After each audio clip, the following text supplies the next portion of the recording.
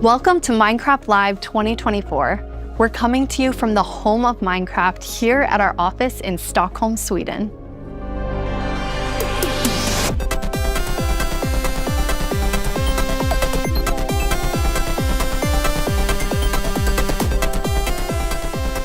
We've got a fun show for you, with the latest and greatest things coming to the world of Minecraft. A brand new, never-before-seen game drop, inside info directly from our team, and a sneak peek into the wider world of Minecraft, including some exclusive insight into our upcoming movie. Everything we'll show you for vanilla Minecraft is coming very soon. In fact, you'll be playing it in the next few months. The community has always been at the heart of Minecraft. Your creativity and passion for 15 years and counting inspires us to create, both inside and outside of our games. Thinking back to those early days, even the official Minecraft game trailer was made by the community. When I first started playing Minecraft in 2010, this wonderful community-made video was one of the first things I ever saw about the game.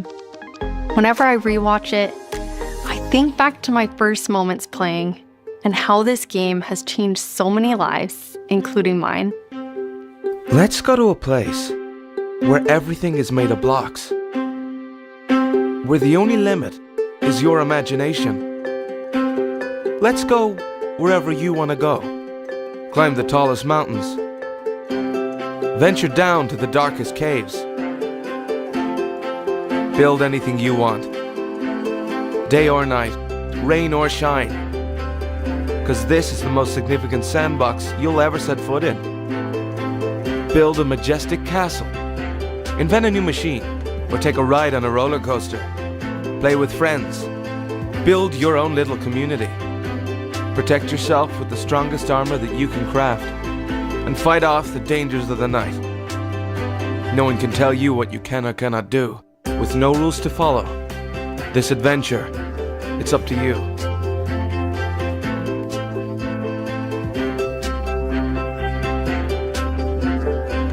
That trailer really brings back memories.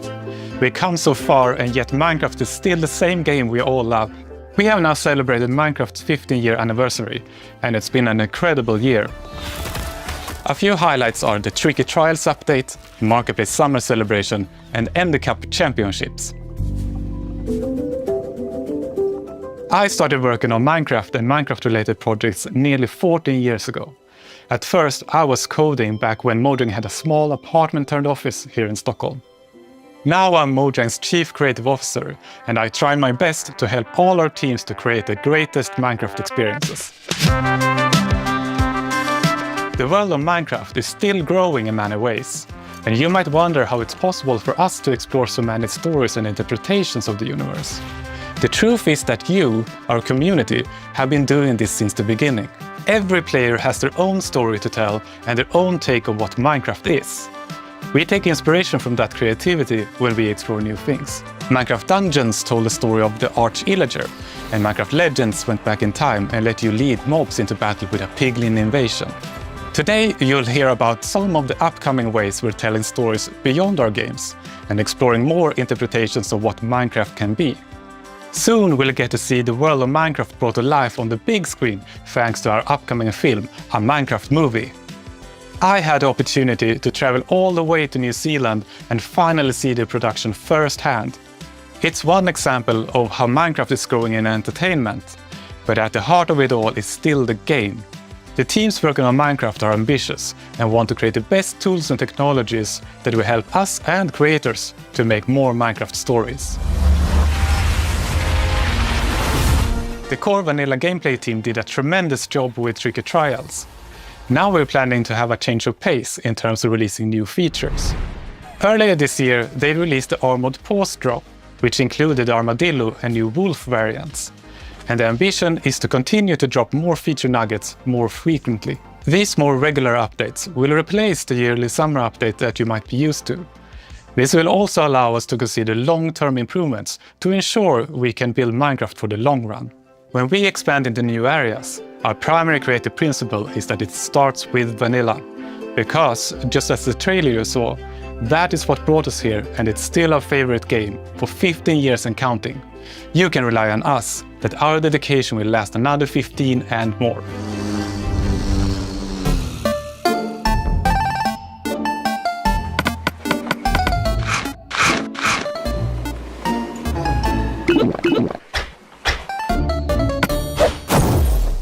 Hello everyone, I hope you all are well. As Jens mentioned, we in the core game team are working on drops, and today we are excited to show you 2 of them that we have been working on, and both of them will release within the next few months. A little bit later in the show, we will, for the first time, show you a completely new drop that adds a new biome with its own unique mood. But before that, we would love to start with our next drop. It's a combination of 2 things many of you have been wishing for. It's hardcore mode in Bedrock and bundles.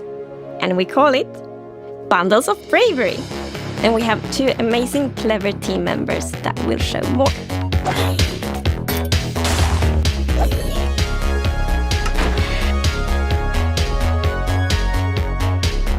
Hardcore mode is your traditional Minecraft experience, except with 1 life to live. Playing hardcore mode brings back that feeling of the first time that you play Minecraft, because everything is new, everything is dangerous, but now your entire playthrough, everything is dangerous all the time, and that adds to the level of excitement that you have for everything that you do. Everything is new, everything is scarier, because you can't afford to make any of those mistakes. In Java and in Bedrock, we have a very different menu experience for getting into hardcore mode. So in Bedrock, we have this nice little toggle that you flip that says, I want to play this in hardcore mode. But my favorite part is that in the corner where you have your little image of your world that you're about to join, a little outline appears, and then the hardcore heart starts to pulse there. So you really know that you're going to have a very difficult experience in front of you. When you've been playing Minecraft for a long time, you get into a routine, and you do things on the regular that are just very normal for you. When you play hardcore mode, you have to break that routine and create an entirely new way to play that is maybe a little bit more risk averse, unless you want to play very often, very short bursts. But your experience is always going to be unique and very different, because that 1 life to live changes the entire way that you play. We're super excited for you to try hardcore mode, and maybe you'll feel a little safer if you're able to bring those extra items with you in the new bundles.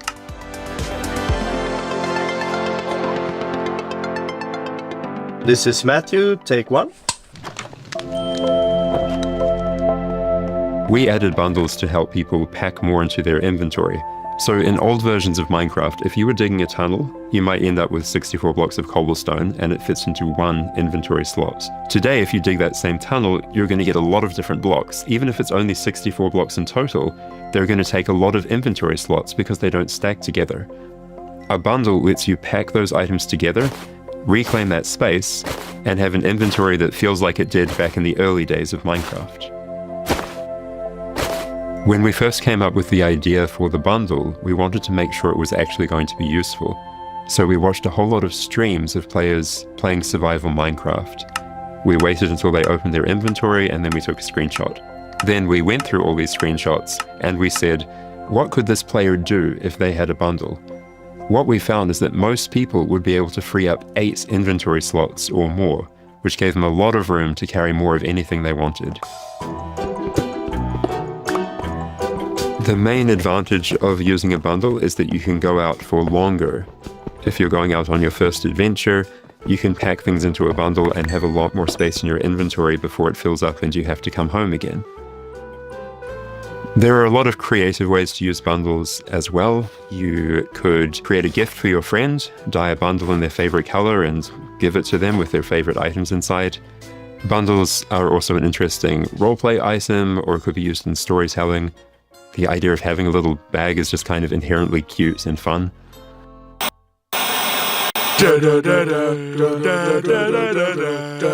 Villager news. Breaking news! We interrupt this Minecraft live broadcast for a special report. There's been a monster sighting. Here's villager number 9. Thanks, number 5. Villager number 15 here says there's a monstrous creature right there in those woods.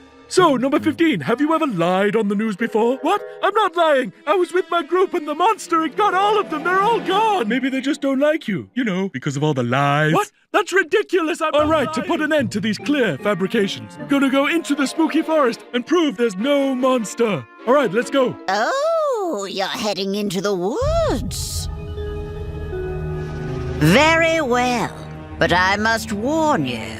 Those who enter there never return here. What? Why not? Oh, no, this is just the entrance, darling. The exit's over there. All right, come on. Everybody keep their eyes peeled for monsters. Of course, we know there's no such thing. What about zombies? Or skeletons? Or goblin? dragon? And the It once. didn't look like any of those. All right, what did it look like? I couldn't see it clearly. It was behind a tree. Convenient. Hey, wait.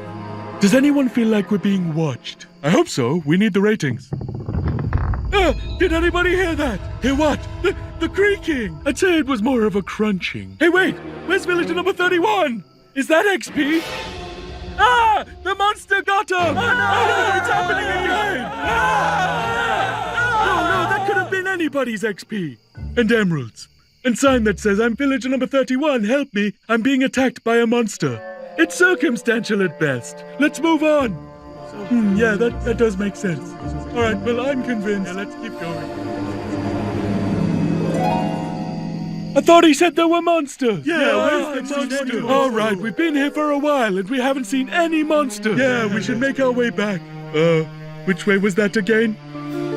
Oh no, we're lost! What? No! Does anyone know the way back? Villager number 47 will know. He's a cartographer. Where's villager number 47? Hey, someone left a map in all this XP. Maybe there is a monster. There's no monster. Who said that?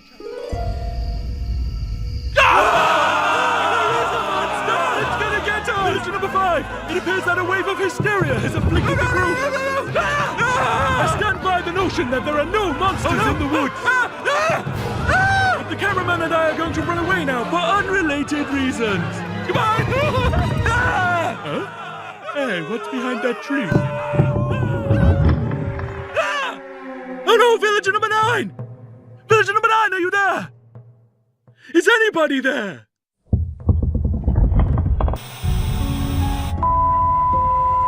I guess we'll never know what caused this tragic chain of events. But it definitely wasn't a monster. Ah, well. Sorry for interrupting the show. Now back to Minecraft Live! Villager News.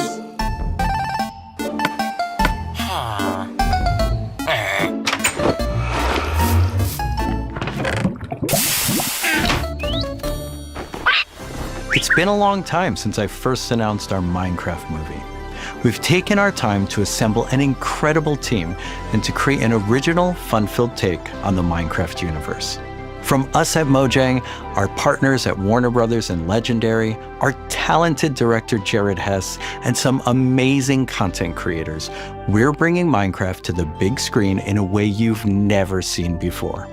All with the goal of authentically capturing the spirit of Minecraft by working with people who play, love, and care about the game as much as you do. Let's hear from some fellow Minecrafters and take a closer look at how we made this film. Let's do it, and action! I'm Torve, Creative Director of Entertainment for Mojang. I'm Jared Hess, the director of a Minecraft movie. We're super excited to share some exclusive information about how we made this movie. Man, to be able to celebrate that fun, amazing, creative spirit that is Minecraft, it was just like a dream come true. We first started talking about making a movie, what is over a decade ago. We really wanted to honor the world. And then spending like 3 months in New Zealand on set, we've really enjoyed the journey. We thought a lot about what kind of movie to do, and we chose live action because it's not something that's been seen before on this scale. Creators have made such amazing stories and short films and content in the animation space. And it was like, oh, this is the chance for us doing a film to do something different. And also kind of wish fulfillment, because I always wondered, like, what would happen if I would wake up inside the Minecraft world? Like, how would I survive, and would I survive at all? The idea of being human beings that are actually going into this cubic dimension of the overworld and how those characters are engaging in that space. And it just seemed like so much fun. Everything is cubic, like everything is blocks. We had just an absolutely amazing crew of talented artists. You know, our production designer, Grant Major, he was the production designer for the original Lord of the Rings trilogy. We also are working with Weta, and they all had their own personal relationship with the game. So when they started designing and drawing, it just really popped. What I like about what you did is that the choices you make, they support the story and the character. Part of that is because just like every Minecrafter, every player, they bring their own original story to what they're doing. It's very intentional that this movie is called a Minecraft movie as opposed to the Minecraft movie. We have an ensemble of characters, these unlikely misfits that get thrown into this adventure into the overworld. And we experience a lot of that through one of our characters named Henry, who's a young man going through a tough time in his life, and he literally has to create to survive. You know, I saw him on the page and I was like reading the script, like, oh wait, he's like, you know, a young kid hanging in his room, like building and making stuff. But that's what he is. He's like a maker and he's a creator. Such a big part of Minecraft has been the creator community and modding. So we thought that Henry, the Henry character, could represent basically the modder, the person who takes the vanilla game and tweaks it and adjusts it, and then he comes into the Minecraft world and he meets Steve, and Steve knows everything about vanilla Minecraft. We've always said that Steve isn't really a character. Like, Steve is what you make him, right? Yeah. And we've all embodied Steve and been Steve and done different things. So our Steve in this movie is Jack Black. He's such a huge fan of the game. After a long day of shooting, he was up until the wee hours of the night playing. It was so funny because he would show up and be like, oh, dude, Esmo Day, we gotta try this thing, dude. You know, some build that he did or something gnarly that happened to him. He just loves the idea that he's able to bring his version of Steve to life. Play it from the top one more time. Figuring out crafting was super fun. When the game came out, there wasn't a recipe book, and people were like, wait, what happens if I put these things like that? When Garrett's character and these new characters come into the world, they don't know the recipes, they don't know what to do. The Jason Momoa character, Garrett, is a guy that was like a world championship video gamer in the late 1980s, and he kind of peaked then, but he's still stuck in the past. He's got a little bit of Arrested Development. He's holding on to that former glory. We want to show you a short scene that shows Henry and Garrett and Steve. Steve is kind of demonstrating his skills, and then Garrett tries to demonstrate his skills. Yeah, and Garrett's the noob.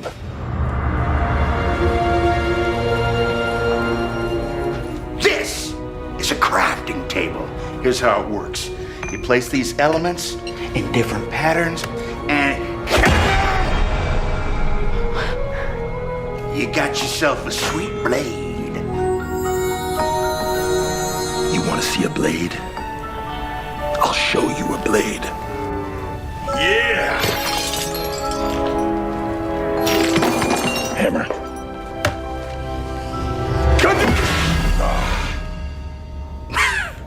That's okay, bud. Buckets are useful here. When we were designing crafting and talking about what should it look like, we basically started at the crafting table itself. We looked at the crafting table, we looked at the end-game texture, and it has this like super pixelated picture of like a hammer and a saw there on the side. So obviously that was built into the real-world crafting table. So it got this hammer, and we figured we honored the 3x3 grid perfectly, and thought it would be cool and kind of fun and gratifying to just give it a massive whack and then have things appear. I remember when we were trying to figure out the size of the block that you break itself. Like when Steve holds a block, it's like this big. And there we actually found out that going 1 meter by 1 meter, which is like, 3 feet by 3 feet, is actually too big. So we scaled it down, and the scale's like 60 centimeters cubed, which is 2 feet by 2 feet by 2 feet. And then in the background and maybe in the foreground, we sometimes scaled it down a little bit, but we would always honor powers of 2 because we're programmers and we like powers of 2.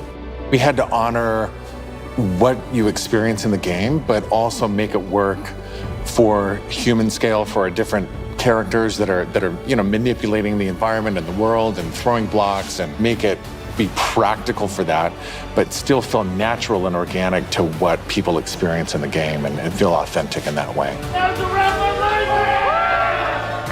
This has been so much fun talking about the movie, everything that's gone into making it, all of the ideas, the point of view, and we cannot wait to share this movie with the world. Yeah, super excited. See you in the overworld. Yeah.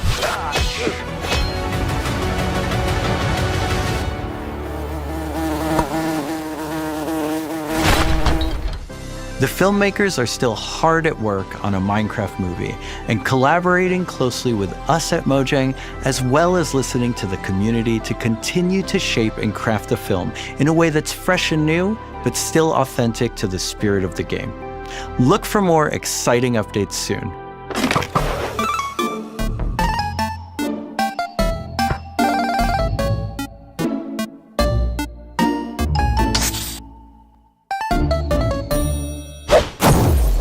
Do you want to adventure through Minecraft biomes in real life?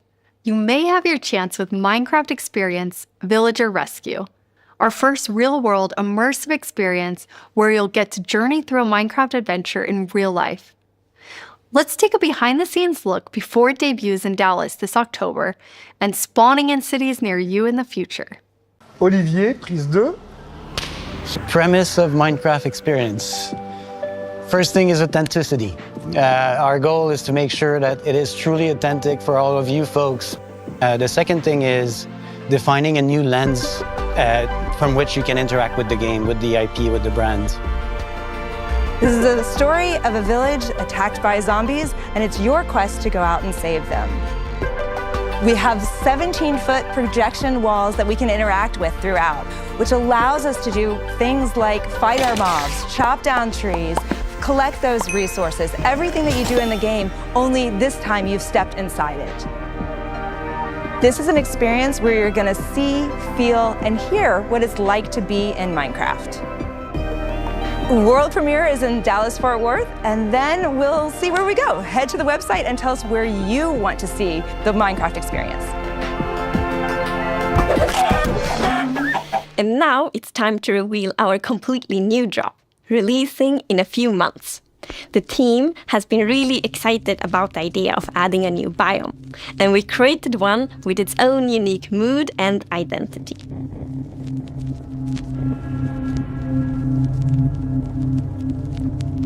During daytime, it's quiet, like almost serene in the new Pale Garden.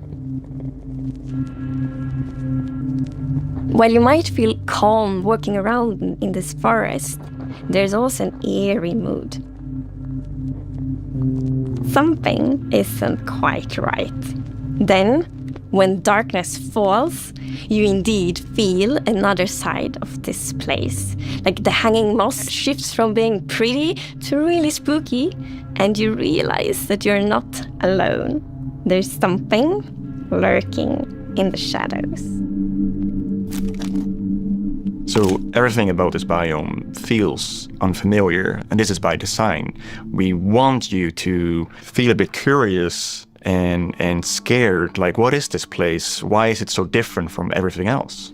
What we needed for the biome is to have like a low visibility, and we've created the pale hanging moss for this. This really inhibits like how much you can see and how far you can see, but you can still walk through it. So you're traversing through the forest and you're like trying to find everything, but you don't know what will be behind the hanging moss. Yeah, it gives you kind of a strange feeling when you enter. It's unnaturally quiet and a feeling of something weird's going on here.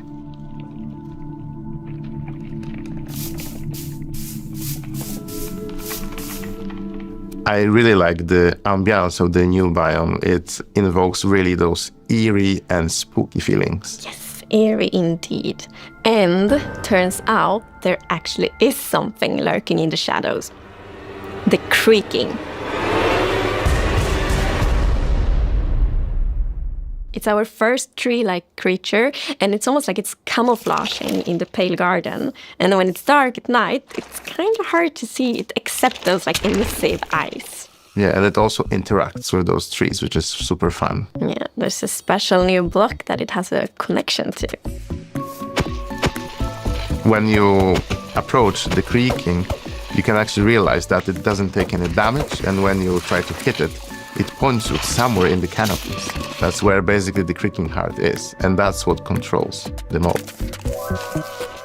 One of the main themes of the Pale Garden and its inhabitants is that there's a lot of contrast from the rest of the world. So when we made the creaking, we also wanted it to feel unfamiliar and different from other mobs, which is why we made it more asymmetric, to really go on this point of like being different from everything else. The creaking doesn't exist on its own. It's more of like a puppet of the new block, the creaking heart. So the creaking heart and its creaking puppet really comes with a new combat challenge or combat mechanic, both in the way that you need to destroy the heart block to actually kill the creaking, and also, of course, that the creaking only moves when you look away. So don't blink. I really like the sandboxiness of the creaking heart. So if I use Silk Touch, you obtain it, and then you can place it anywhere you want in the Minecraft world. So if you want to be as evil as the creaking heart itself, you can place it and make your friends really terrified. To embrace the quietness of Minecraft, we added ambient sounds for this biome that only plays during the night, that comes from the blocks that surrounds you, that will make an even more creepier experience for the player. And to do that, you need to play with the silence and the contrast of the silence and the sounds. So to make creaking, I gathered a lot of creaky stuff that will make creaky sounds. Obviously, the biggest thing would be to gather wood and twigs and stuff like that, dead leaves, to get rustling and creaking. But I also recorded salty sticks, the Swedish snack. I think it's Swedish. And one of the biggest part, actually, of the sound is my table creaking, dragging against the floor, and also a chair. I also recorded teeth. It sounds a bit like bones, maybe, when the mob is walking. So it's. What do you mean by teeth? Oh, okay. So we wanted to make the biome very gray to give this very eerie feeling, right? And with these gray tones, a very fitting new wood set was going to be a white-colored wood set. And this is something that players have wanted for a long time. Yeah, I'm super excited for the pale oak wood set, especially that in a lot of places people paint their fences white, for example, for a white picket fence, and that will be exciting for a lot of players to actually represent themselves. And then we also have like the hanging moss, and you can bone wheel it, so it's renewable. So I think like just bringing it as well, and maybe put it in a greenhouse and things hang from the roof, or like a wild garden, something like that will be really fun to build with it, I think. Yeah, and it's also a really unique carpet moss because it also spreads all over the sides of the blocks, and that also looks really great. We look for a lot of inspiration, so we've looked at all these kind of different forests all over the world. A tree that stood out was like the willow tree, like because it's very hanging, there's a lot of like drapery, and it feels very eerie. Then we looked at like Spanish moss. This was like the inspiration for the pale hanging moss that we've used in the biome eventually, because this gives this like drapey feeling without being willow trees, and it was a little bit more versatile and flexible to use in the biome, and could also be used as like building blocks.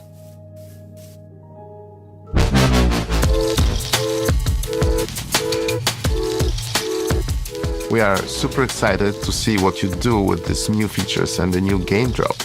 We want to create connections between features because the Minecraft world is an ecosystem, and we really want it to feel like that. And the creaking heart and its puppet creaking, it really has a new way of creating this kind of connection. So it's going to be really fun to see you all experiencing it. And it's actually coming to Snapshots, previews, and betas very soon. So soon you can all try it out. Villager number 9 here! Sorry for interrupting again, but villager number 15 and I have just escaped from the spooky forest. And I'd just like to state, like I said earlier, that I was right! There is in fact a monster in the woods that looks like wood and sounds like wood. What? That's a lie! You didn't believe that at all! Many didn't believe me. But in my heroic foray into the spooky forest, I, villager number 9, single-handedly discovered the creature that I shall now name the Crunching. It's called a creaking. It literally just said its name. Maybe I should go into monster hunting. I'm clearly very good at it. Villager number 9, Monster Hunter. It's got a nice ring to it. Well, sorry to interrupt the show again. Now back to Minecraft. Stick around with us for the first ever playthrough of the Pale Garden in our after show, starting in just a few moments. Our developers will take us on a deeper dive through the new game drop as we bravely explore this new biome together. These new game drops can be played in betas and snapshots soon and will release to everyone in the next few months. We hope you're as excited as us about everything happening in the world of Minecraft. Minecraft wouldn't be what it is today without all of you. From all of us at Mojang Studios, a huge thank you.